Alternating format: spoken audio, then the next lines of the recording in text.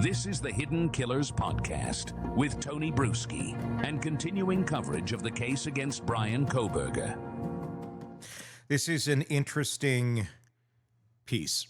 It's one that Howard Blum is putting some light on over on Airmail, and it certainly caught my attention, and it probably has caught the attention of some of you as well. It speaks to the motive of Bryan Kohberger.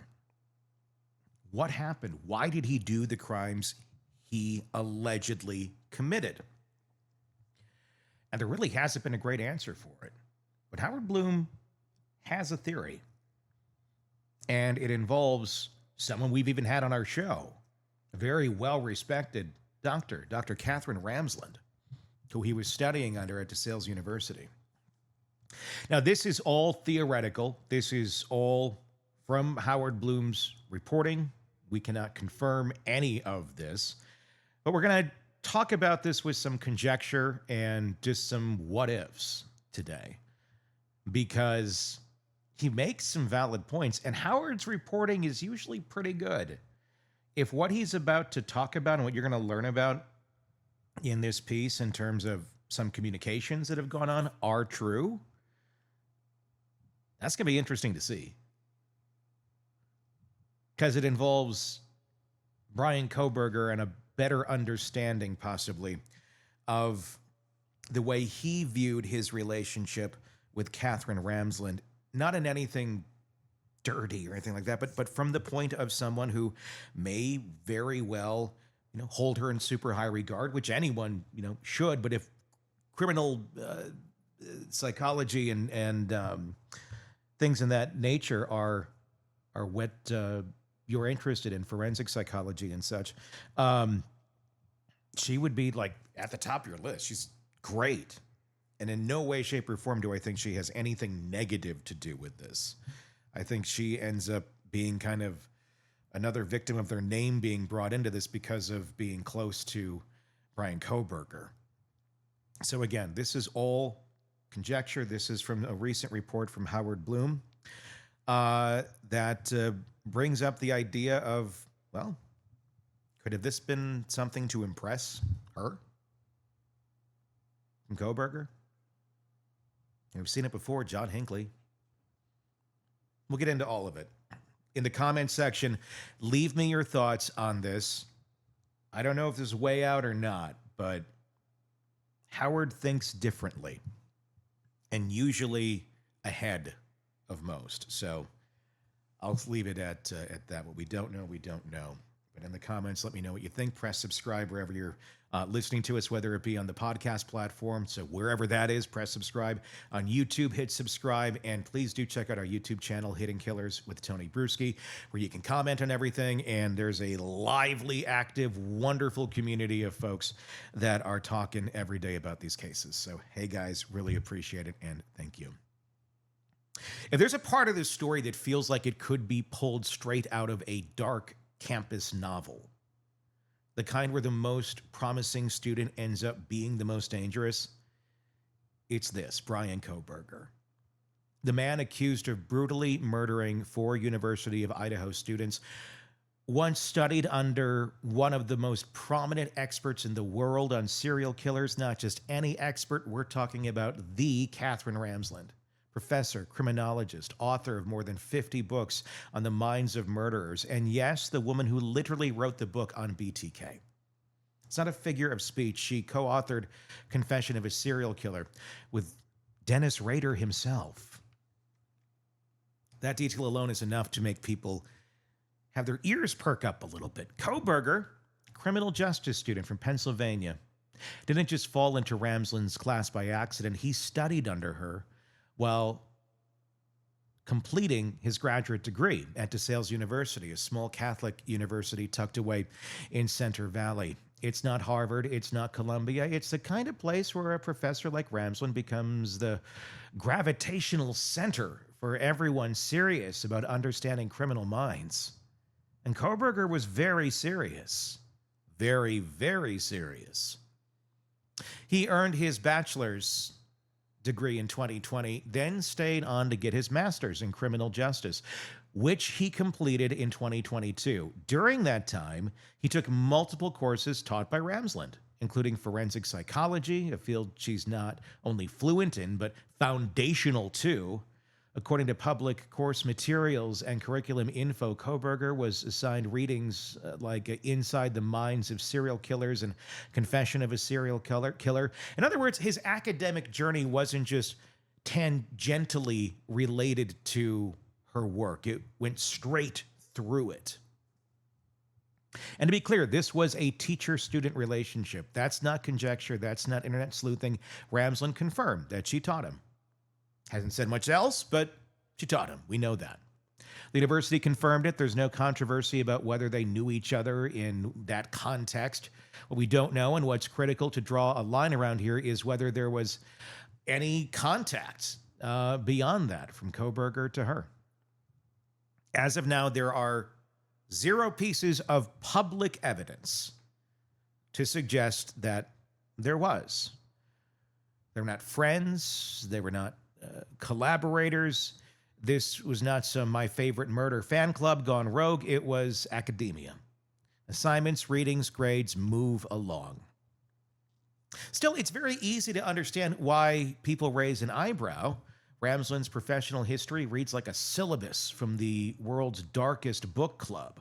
She's dissected the psychological blueprints of Ted Bundy, the vampire of Sacramento, and of course Dennis Rader, the BTK killer, whom she interviewed extensively and co-authored his biography.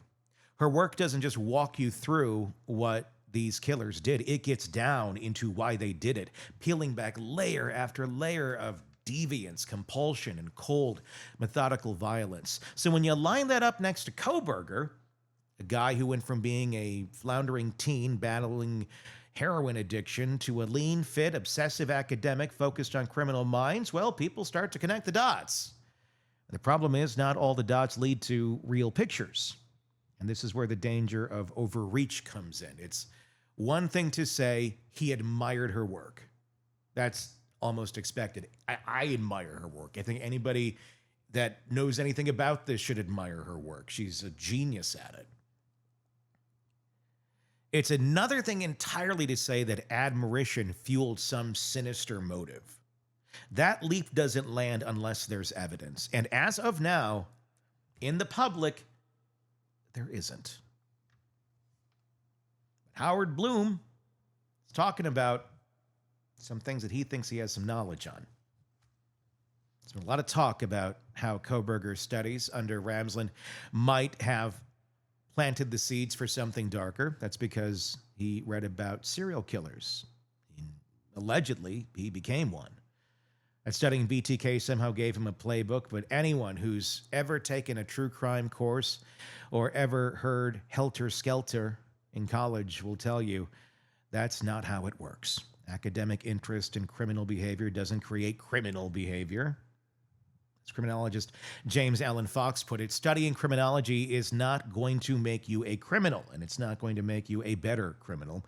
If anything, students in this field are often hyper-aware of how criminals are caught, not how to get away with it. But what makes this particular academic relationship feel eerie isn't anything Ramsland did. It's what Kohberger would allegedly go on to do. He left DeSales in 2022 and enrolled in a PhD program in criminology at Western State University, just across the border from where the murders took place in Idaho. And suddenly, this once obscure student was being painted across national headlines as a suspected mass murderer. And naturally, people started pulling up every connection he ever had to crime, psychology, and anyone who'd ever appeared on a true crime podcast. Ramsland's name was one of the first to surface. And what did she do? Nothing, allegedly. She didn't go on TV. She didn't try to reframe the narrative. She didn't write an op-ed to distance herself. She did what most reasonable academics would do when their former student becomes the center of a murder case. She stayed quiet. I even asked her, we talk anything about Kohberger? Nope. Okay.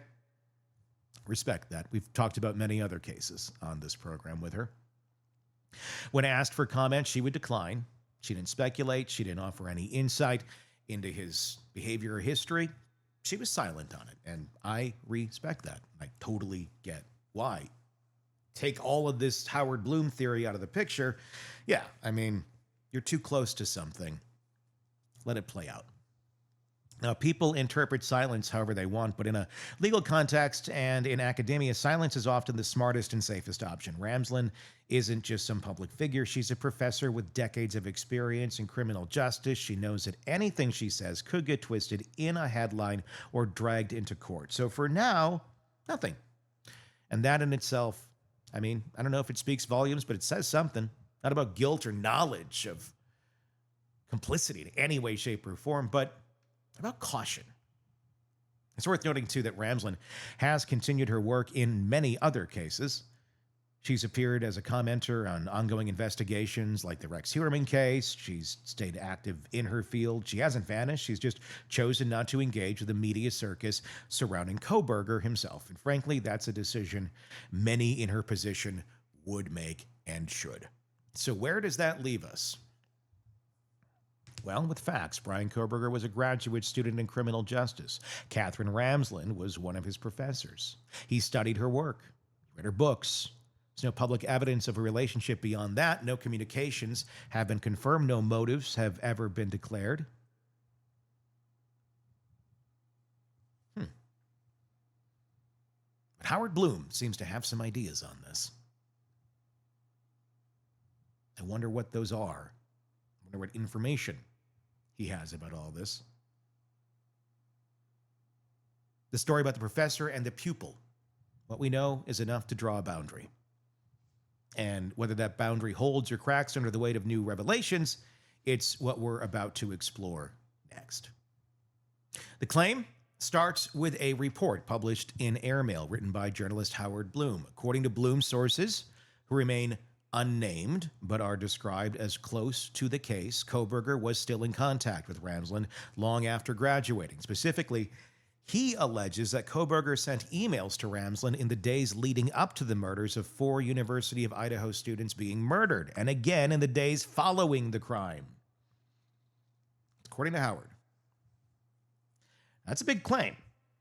It's the kind that understandably gets people buzzing. But here's the critical piece. There's no publicly available evidence confirming that these emails exist. No screenshots, no subpoenas, no mention in any court filing, no confirmation from law enforcement or defense or Ramsland herself. That doesn't necessarily mean the emails didn't happen, though. And in a case this heavily scrutinized as this one, with discovery, filings, grand jury motions, and press leaks happening almost weekly, it's notable that nothing has surfaced to verify that these communications existed. But a lot has been under gag for a long time, and a lot will remain under that until the trial actually starts. But we are seeing pieces come out, piece by piece, that we didn't know about before. It makes you wonder, when we see a witness list, will Katherine be on it? When we see evidence, are we going to end up seeing these communications? What do they mean? So we're left with a claim made by a veteran reporter, printed in reputable outlets, but unconfirmed by any other known source. That's not a dismissal of the report by any means, but it's also not a confirmation. It's an open file, a detail still waiting to be corroborated. The Airmail piece goes even further. Blum reports that shortly after Kohberger's arrest in December of 2022, Dr. Ramsland allegedly picked up the phone and called Bryan's mother. Not a text, not a statement through counsel, a direct phone call, according to Blum. The offer was described as wisdom and guidance to a family of a former student now facing murder charges. According to the article, Ramsland's offer was welcomed by Kohberger's. In fact, it goes a step further. The family allegedly refused to meet with their son's first court-appointed attorney in Pennsylvania until Ramsland gave her blessing. That again, according to Howard Blum. That's a serious assertion. It suggests that Ramsland became more than a former professor. That she was, at least for a moment, maybe just in a phone call. A kind of advisor, a bridge between panic and procedure. But again, there's no external confirmation of the interaction, no statement from Ramsland, no acknowledgement from the Kohberger family, and no mention of her and Annie filings related to Bryan's extradition from Pennsylvania to Idaho. That silence could mean a number of things, but what it definitely means is this: as of now, we don't have independent verification that that call ever took place. If you're the professor, and I'm certainly not speaking for her, but I could see if you found yourself being that close to this case and, there's a family out there that's struggling to figure out, how do I deal with this? And you've seen a lot of experiences, a lot of people, a lot of families that have been in such an experience. I'd reach out. Those people are innocent people going through a horror of their own. So, not saying she didn't. I don't know the answer to it. Would not be a bad thing if she did. Certainly none of what we're talking about paints Katherine in any sort of negative light here. It's more so victim of circumstance if these allegations from Howard are true. Blum also writes that over the months following the arrest, Ramsland allegedly continued to stay in contact with the family, not just through occasional check-ins, but regularly. One of Kohberger's sisters, he claims, is writing a book, an insider's account of the family's experience, and Ramsland has allegedly been consulted during the process. There's also a detail that reads almost like something out of a drama series. The Kohberger family, according to Blum, asked Ramsland to accompany them to a bed and breakfast in Boise, Idaho, where they planned to stay during the trial. That invitation reportedly was extended so Ramsland could support them during what promises to be a brutal courtroom ordeal. But again, let's zoom out. None of this has been backed by court documents. None of it has been confirmed by Ramsland, her publisher, or anyone publicly tied to the case. And when Blum reached out to Ramsland directly for comment on these claims, on all of it, she reportedly didn't respond, which, let's be honest, is probably the smartest legal move that she could make. Not that any of this points her in any sort of troubling light.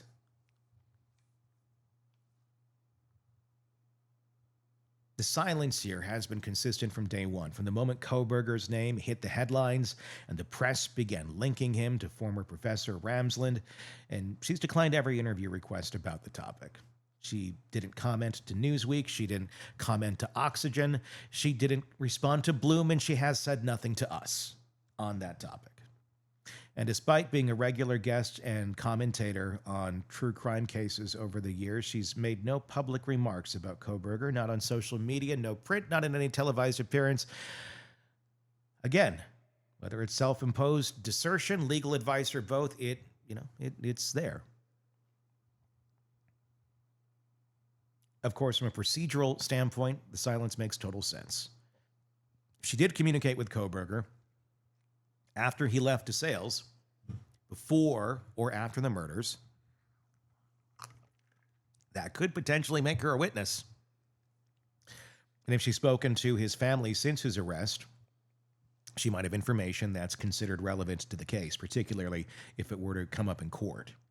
Silence in a situation like this isn't just desertion, it's survival. But for the public, especially for those following the case closely, that silence creates a frustrating tension because there's no doubt that Kohberger studied her work. There's no question that Ramsland is a figure of major influence in the field of forensic psychology.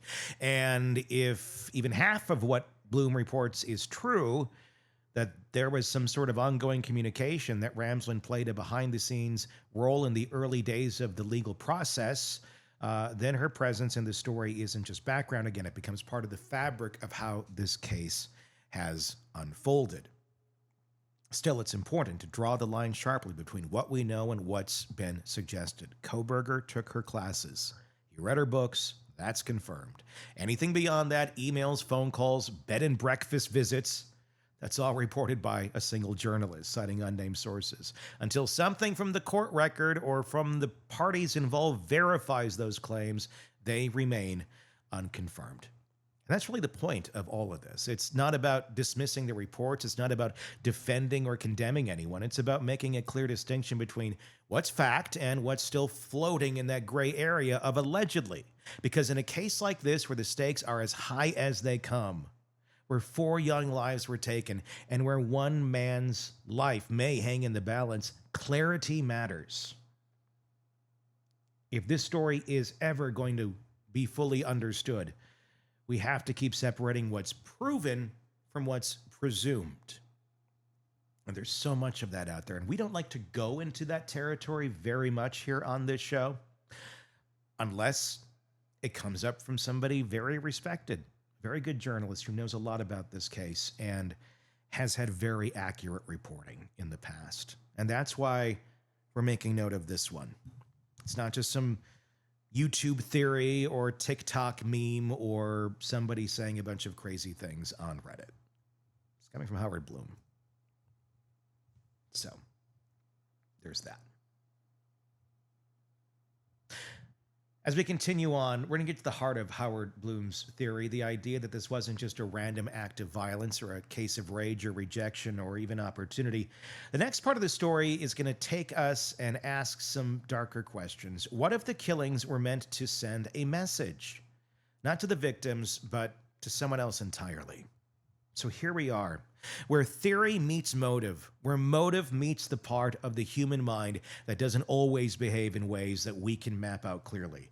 The facts, as we've already covered, are stark and horrifying. 4 University of Idaho students killed in their home in the middle of the night.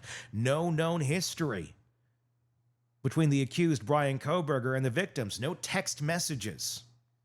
No prior altercations, nothing that would instantly scream motive. And when motive is that elusive, the vacuum left behind tends to get filled with speculation, guesswork, and in some cases, stories that sound like they came from the cutting room floor of a psychological thriller. Enter Howard Blum, an experienced journalist, a former New York Times reporter, and the author behind the airmail feature that's drawn both attention and skepticism for its proposed theory on why Bryan Kohberger may have done what he's accused of doing. Blum doesn't accuse Ramsland of wrongdoing. He doesn't suggest she encouraged anything at all. Instead, he presents a chilling hypothesis that Kohberger allegedly committed these murders in part to demonstrate his mastery of the criminal mind. Not to law enforcement, not to himself, but to his former professor, Katherine Ramsland. I find this interesting because from the beginning, the motive that I kept coming back to was he's doing this because he thinks he can do it better than anyone else. And if he got away with it, he'd have knowledge that was far greater than anyone else out there. Katherine Ramsland has a lot of knowledge on this topic, obviously not from committing murders, but from being around those sort of people. And if Kohberger could top that, if he could be the best in the room beyond even Katherine Ramsland, he'd have to go to do something really crazy and extreme now, wouldn't he? He'd have to live it. Go through the process. And live to tell about it. Now, was that goal to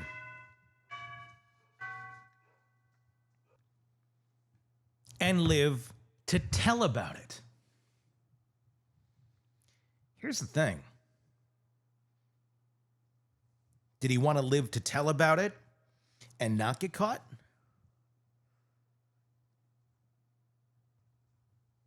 Did he want to live to tell about it and go through the whole procedure in the courtroom, trying to get away with murder?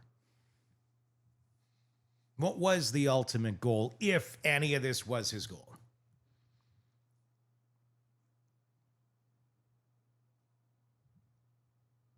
I think maybe he was a little bit too ambitious, thinking he'd get away with it, thinking that he would end up teaching about this mysterious unsolved crime by this person that nobody ever found. But Kohberger could stand there in class and teach how to get away with it, how he got away with it. But that part about that doesn't get into the classroom. It more so is, look at me. I figured out how this guy did this and got away with this. Look how smart I am. Hiding in plain sight, right in front of everybody else. He could hear other people talking about it all the time, too. Others going, wow, whoever pulled this off, that guy, he's smart. But he's not. But that might have been the goal. I don't know. I know we're kind of getting weird territory here, but I've kind of always had a feeling like that this whole time. And Howard Blum's reporting on this, it's, I don't know, kind of confirms some of my questions while also adding another element to it, Katherine Ramsland. And sometimes people like this wanting to show their idol, look how good I did, like a cat bringing a bird up to your doorstep. Offerings. Except in this case, it's for college students. Ugh. I get the chills just thinking about this.